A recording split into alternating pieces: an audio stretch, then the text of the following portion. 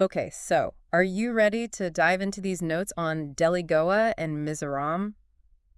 I mean, we're talking about three totally different vibes here, and I'm already intrigued. It's like a mini tour of India's diversity, Yeah. all within this one deep dive. Yeah. Each region has like its own story to tell, Hmm. or its own flavor, its own pulse.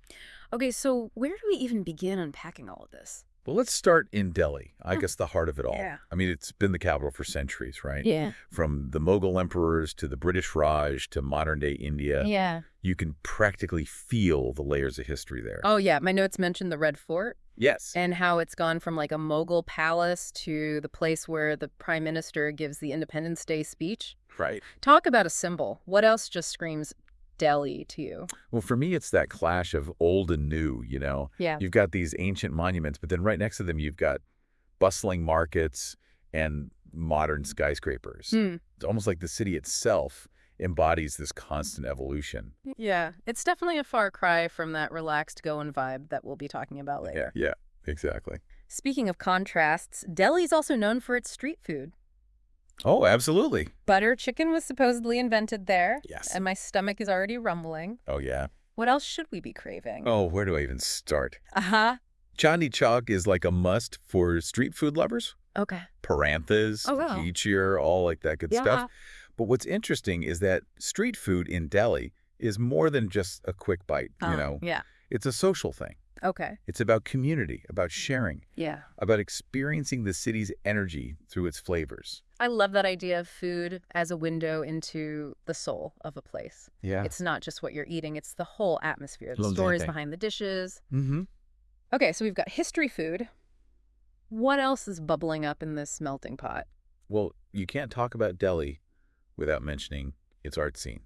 Right. And it's not just traditional art forms. Mm. Sure, you've got classical dance and music, Yeah. but there's also this vibrant indie music scene. Okay.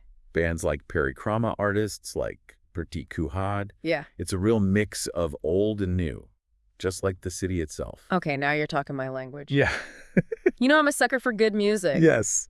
Is there anything in particular we should be listening to get that authentic Delhi vibe? Well, you mentioned Qawwali music earlier. Yeah. It's Sufi devotional music, and it's often performed at the Nizamuddin Dargah in Delhi. Hmm.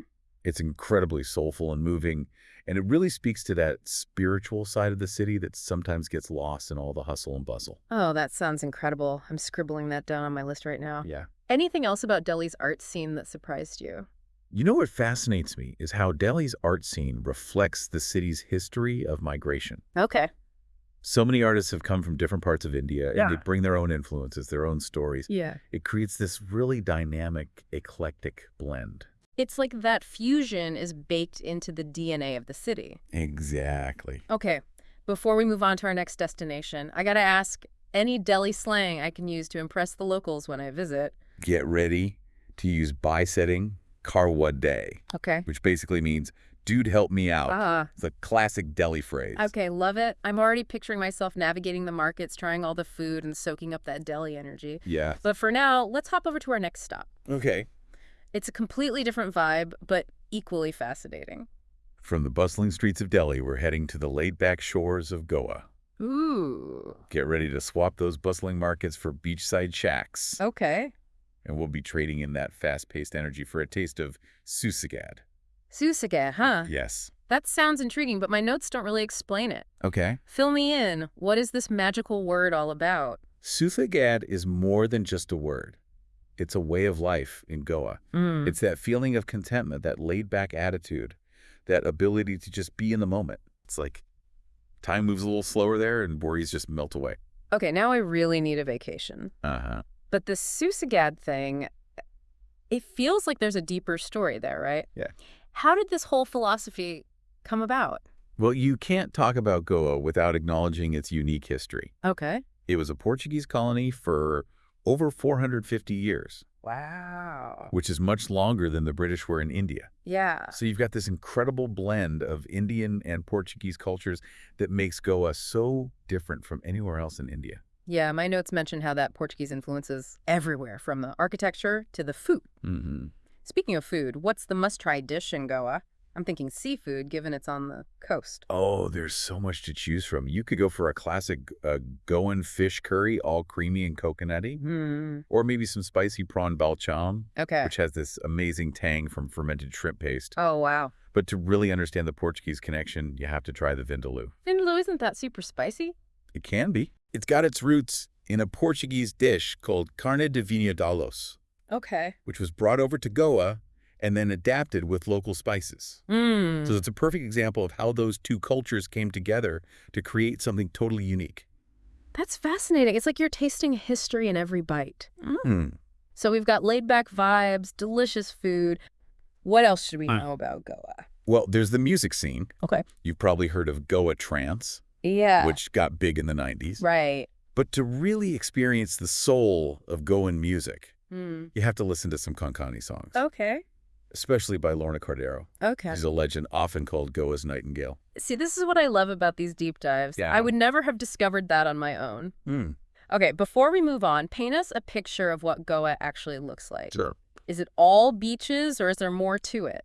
Of course, the beaches are iconic, Yeah. but there's also a surprising amount of natural beauty beyond the coast. Okay. We mentioned those delicious cashew dishes earlier. Yeah. Well, a lot of those cashews come from the forests and inland, Hmm. and then you've got these stunning waterfalls, like Yeah. Dudhsagar Falls, a fort-tier giant that's a sight to behold.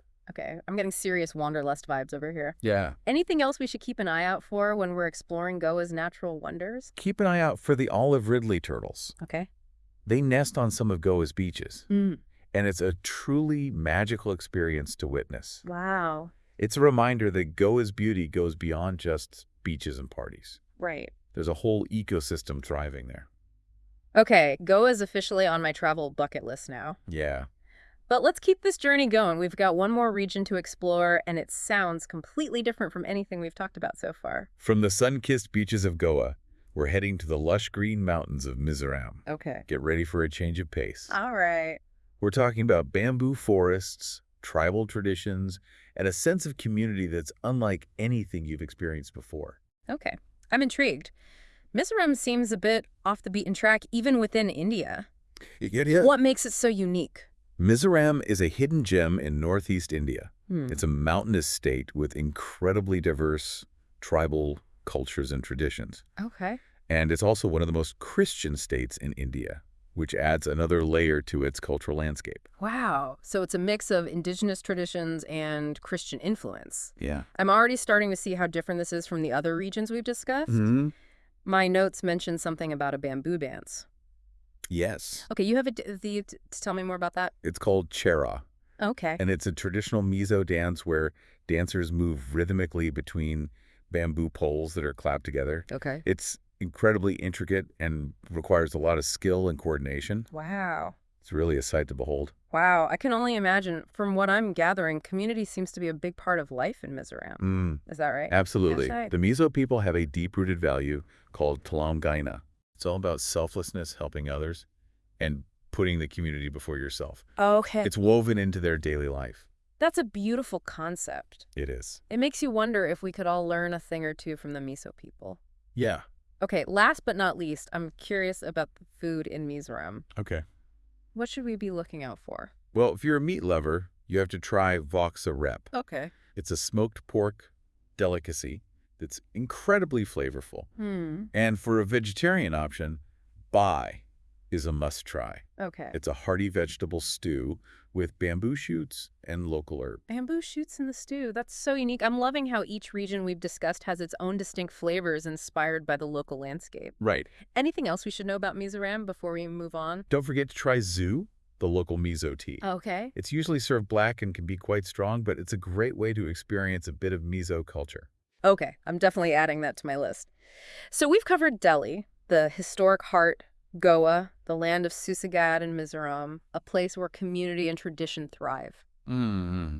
I'm already feeling like I've learned so much. Yeah. Where do we go from here? We've only just scratched the surface. Now that we've got a taste of each region, let's delve a bit deeper. Okay. Let's unpack what makes these places tick, how they've been shaped by their history, and what lessons we can learn from their unique perspectives. Okay, I'm ready to dive deeper. I have a feeling this is where things get really interesting. Yeah, me too. It's fascinating how each of these regions, reflects a different layer of India's history and identity. Okay, let's unpack that. Hmm. What do you mean? We'll take Delhi. Okay. It's been at the crossroads of empires and power struggles for centuries. Right. The Red Fort isn't just a pretty building.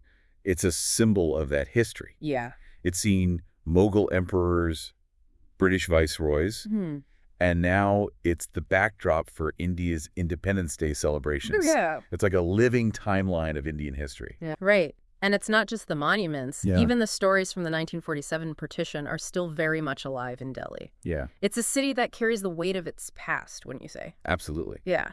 And then you have Goa, which tells a completely different story. It's all about that blend of East meets West. Okay. The Portuguese influence is everywhere. Yeah. It's in the architecture of Old Goa, the flavors of Vindaloo, and even in the music. Yeah. It's amazing how those influences are still so strong, even centuries after the Portuguese left.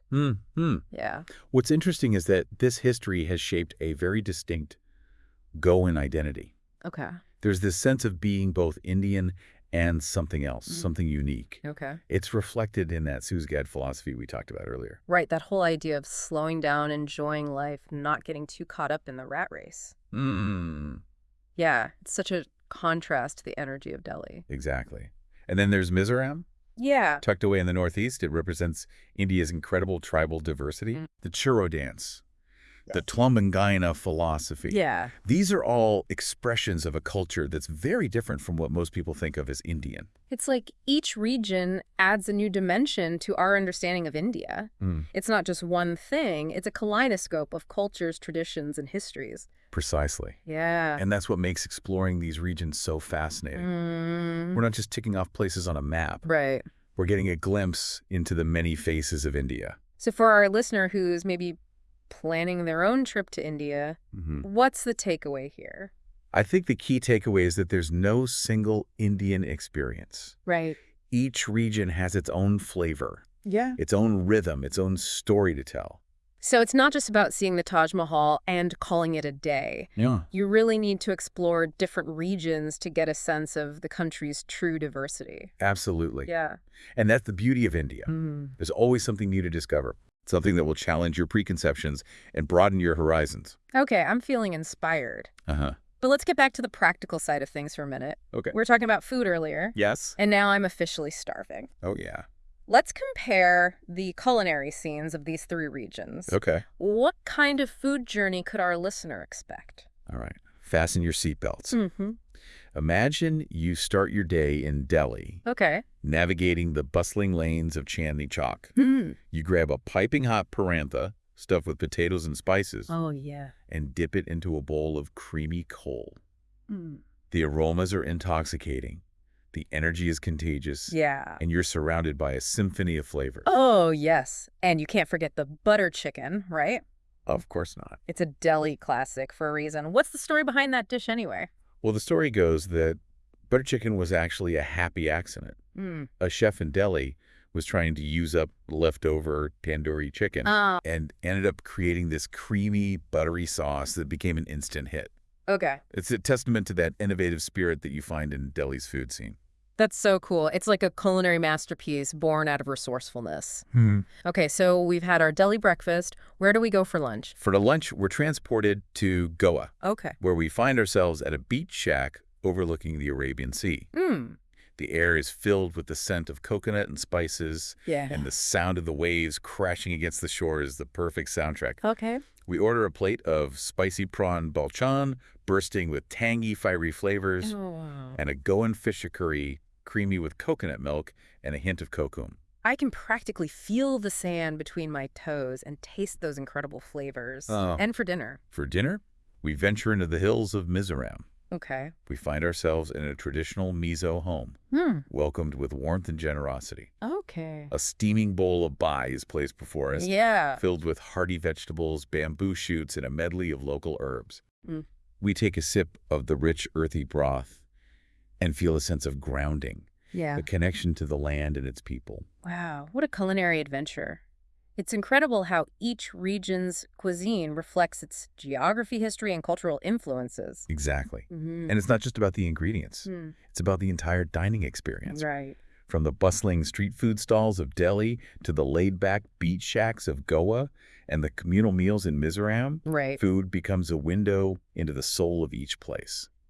Okay, so we've talked food culture and history, but what about the people? What are some interesting things about the folks who call these regions home? Well, in Delhi, you'll encounter a vibrant mix of people from all walks of life. It's a city that draws ambitious, driven individuals. Yeah. Entrepreneurs, artists, politicians, students, you name it. Yeah. Delhiites are known for their straightforwardness, Okay. their love for a good debate. They're not afraid to speak their minds and have strong opinions. That definitely sounds like a Delhi thing. What about Goans? Goans, on the other hand, are all about that Suzagad way of life. Okay. They're laid back, easygoing, and always up for a good time. They have a strong sense of community Okay. and are incredibly hospitable. Yeah. You'll often find them gathered in their homes or at local bars, chatting, laughing, and enjoying each other's company. I can definitely see myself hanging out with them on a beach, sharing stories and soaking up the sun. Yeah, me too. And then you have the Miso people. Okay. They're incredibly warm, welcoming, and deeply connected to their traditions. Family and community are paramount to them, Okay. and they're known for their strong work ethic and their love for music and dance. It's amazing how diverse the people of India are, even within these three regions. It's like each place has its own distinct personality. It's true. And these personalities are shaped by their history, their environment, their values. It's a reminder that people are products of their surroundings, and that understanding a place also means understanding its people. I love that. Okay, before we move on, I gotta ask any fun facts or quirky traditions from these regions that you found particularly interesting. Oh, absolutely. Let's start with Delhi. Okay. Did you know that they have a winter delicacy called Daulat ki Chaat? No, I did not. It's this frothy, milky dessert that's so delicate, it can only be made in the cool winter air. Whoa, that's fascinating. It's like a culinary snowflake. I wonder what makes it so delicate. It's a bit of a mystery even to Delhiites. Okay. Some say it's the dew that forms on the milk in the cold air that gives it that unique texture. Okay. Others say it's the way it's whisked for hours. Whatever the secret is, it's a testament to the culinary ingenuity of Delhi. Okay, that's definitely going on my list of things to try. What about Goa? Any quirky traditions there? Well, Goa has a unique tradition of cashew fini distilling. Fini is a potent liquor made from fermented cashew apples, and it's a big part of Goan culture. Wow. It's often enjoyed at festivals and celebrations and is said to have medicinal properties. Cashew liquor. That's wild. Anything quirky from Mizoram? Well, in Mizoram, they have these traditional bamboo dormitories called zalbuk Okay. that were once centers of learning and discipline for young men.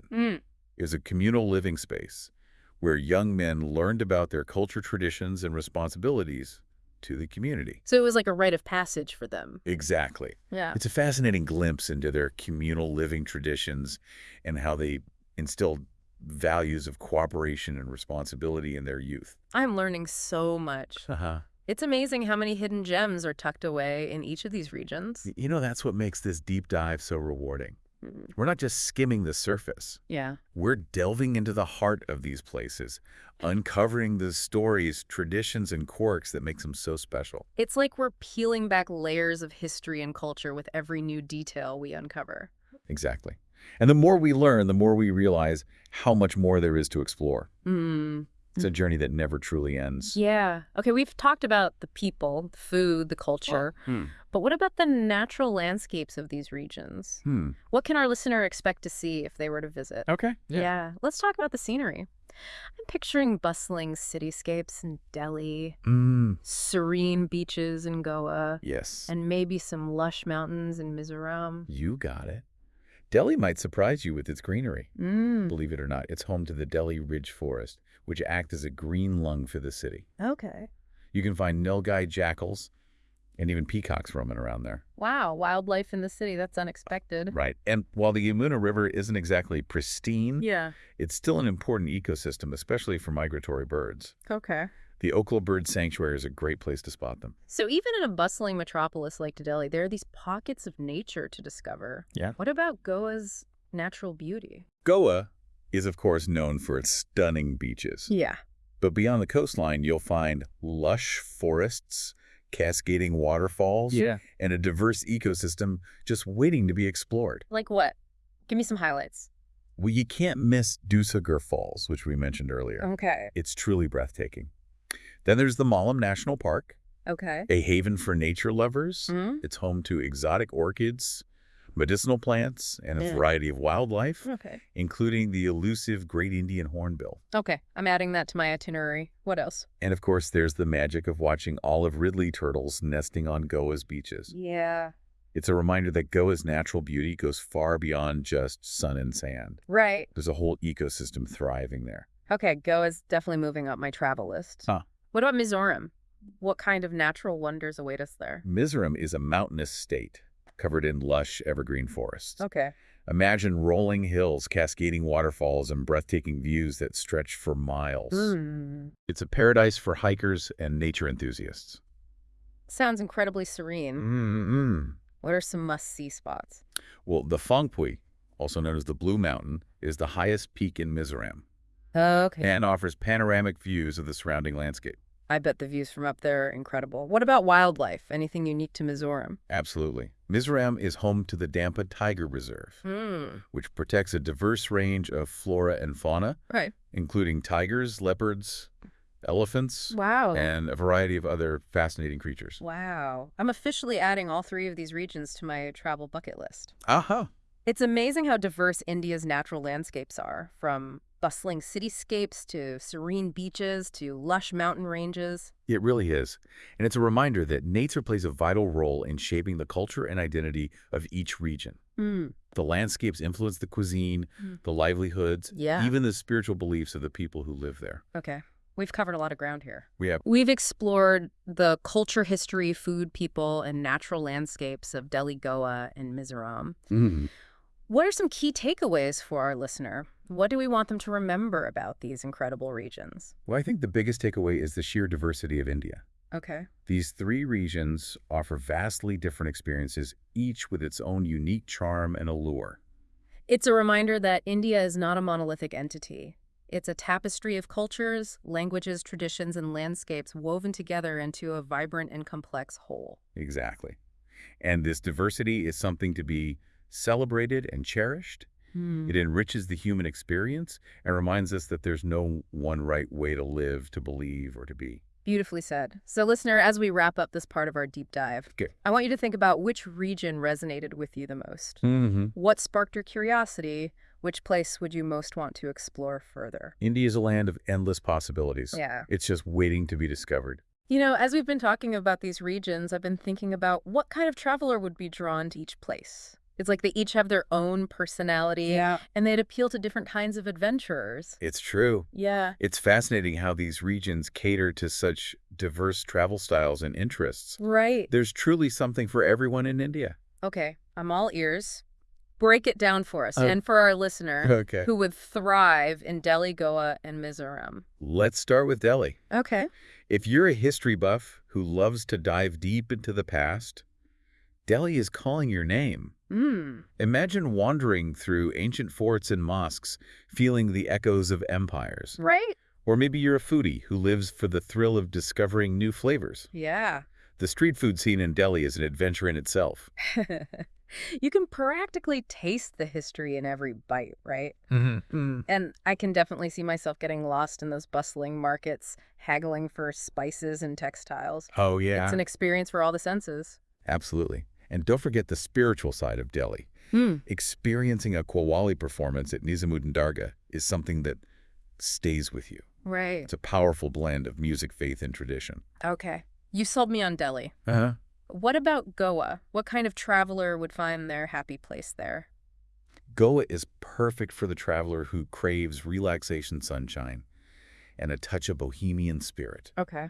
Picture yourself unwinding on pristine beaches, sipping on a chilled Feni cocktail, and just letting the world melt away. That sounds like my kind of vacation. But Goa is also more than just beaches, right? Yeah. What else would draw someone to this region? Well, Goa has a fascinating history that's just waiting to be explored. Okay. You can delve into the Portuguese-influenced architecture of Old Goa, Right. discover hidden waterfalls tucked away in lush forests, or even take a cooking class and learn the secrets of Goan cuisine. And for the music lovers out there, Goa has a vibrant scene that goes beyond just Goa trance. There's traditional Konkani music, live bands playing at beach shacks, and even silent discos under the stars. It's a place where you can truly let loose, embrace the moment, and connect with people from all walks of life. Okay, I'm feeling the urge to book a flight to Goa right now. But let's not forget our final destination. Okay. What kind of traveler would be drawn to the hidden gem of Mizoram? Mizoram is for the adventurous soul who seeks off-the-beaten-path experiences and authentic cultural immersion. Okay. It's a place to connect with nature, to trek through bamboo forests, and to witness traditions that have been passed down through generations. It sounds like a journey into a world that's both ancient and alive. A place where you can disconnect from the modern world and rediscover a sense of connection to something bigger. Exactly. Imagine waking up to the sound of birdsong in a traditional Mizo village, learning the art of weaving from local artisans, or witnessing the intricate movements of the Chra bamboo dance. Right. These are experiences that stay with you long after you leave. It's a reminder that true adventure isn't just about ticking off tourist destinations. Right. It's about immersing yourself in a different way of life, challenging your perspectives, Right. and coming away with a deeper understanding of yourself and the world. Beautifully said. And that's what makes India such an incredible destination. Yeah. It offers a tapestry of experiences that cater to every kind of traveler. Wow, this has been an incredible deep dive. We've explored 3 distinct regions of India, Right. each offering a unique blend of culture, history, and natural beauty. And what's remarkable is how these regions, despite their differences, are all threads in the rich tapestry of India's identity. They represent the multifaceted nature of this incredible country, a land of contrasts, complexities, and endless possibilities for discovery. Yes. We've only scratched the surface, but I hope this deep dive has sparked a curiosity in our listener to explore further. Absolutely. So to our listener, we leave you with this final thought. India is a journey, not a destination. It's a place that will challenge your perceptions, expand your horizons, and leave you forever changed. Embrace the chaos, savor the flavors, and let the spirit of India ignite your soul. Until next time, happy travels.